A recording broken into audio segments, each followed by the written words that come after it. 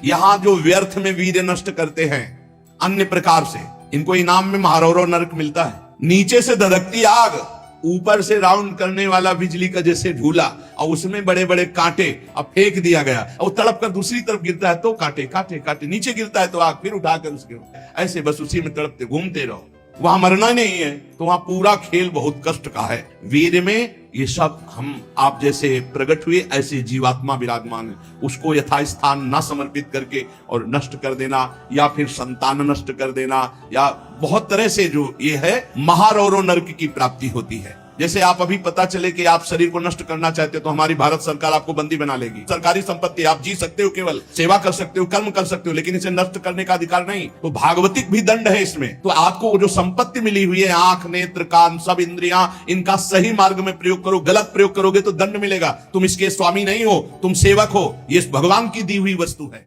उचित समय पर उचित मनुष्य से मिल जाना सौभाग्य होता है, और अनुचित परिस्थिति में उचित मनुष्य से मिलना दुर्भाग्य होता है। कर्ण, आपका टकराना तो उचित ही होता है वासुदेव, इसलिए यह सौभाग्य होता है। दाना दे रे धूम धूम, दाना ने दाना दे रे धूम धूम, दाना ने दाना दे रे धूम धूम, दाना ने दाना दे रे धूम धूम, दाना ने।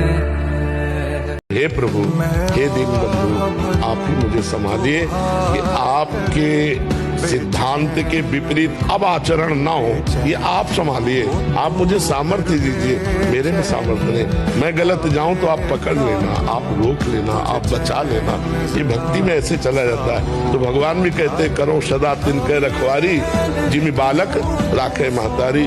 बालक जैसे चाकू से खेलना चाहता लेकिन माँ छिना देती, नहीं लग जाएगा तेरे, तू अभी नादान है। ऐसे वास्तविक पूछो तो हम लोग नादान ही हैं। भगवान के ज्ञान के आगे तो बच्चे ही है ना, और उनकी प्रचंड माया कभी भी हमको गिरा सकती है।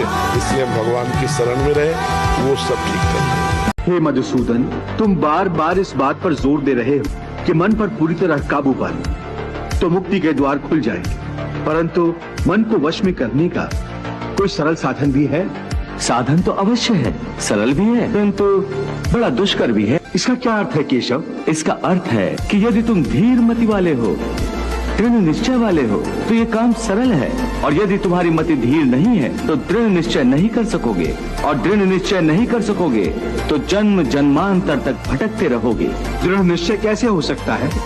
विश्वास से। किसमें विश्वास से? परमात्मा में विश्वास से, सत्य में विश्वास से, अपने धर्म में विश्वास से।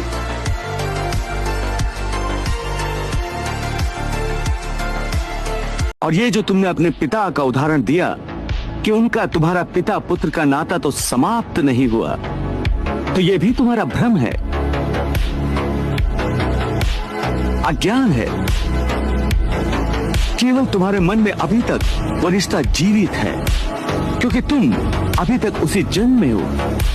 परंतु तुम्हारे पिताश्री इस समय जिस योनि में भी होंगे, उनके लिए वो रिश्ता समाप्त हो चुका है।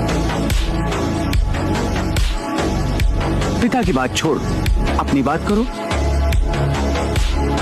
पिछले जन्म में जब तुम्हारी मृत्यु हुई होगी, उस समय तुम्हारे सब संबंधी रिश्तेदार रोए होंगे। तुम्हारी पत्नी ने, तुम्हारे पुत्रों ने बहुत विलाप किया होगा, परंतु आज इस जन्म में तुम्हें याद भी नहीं कि किस किस ने तुम्हारी मृत्यु पर विलाप किया था।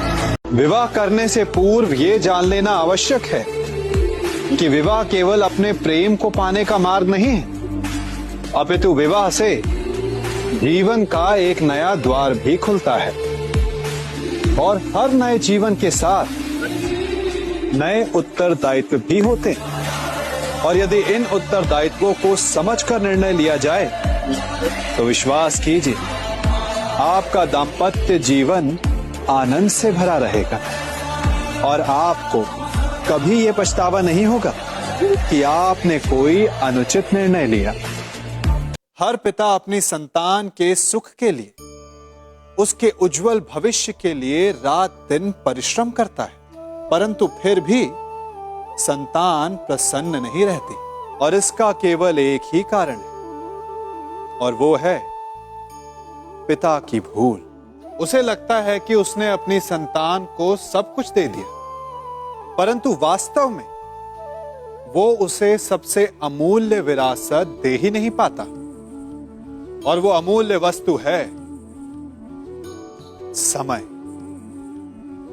अपनी संतान को समय दीजिए, उसे समझिए, उसे समझाइए, उसके साथ खेलिए। विश्वास कीजिए, इससे अधिक कोई अमूल्य वस्तु आप अपनी संतान को नहीं दे सकते।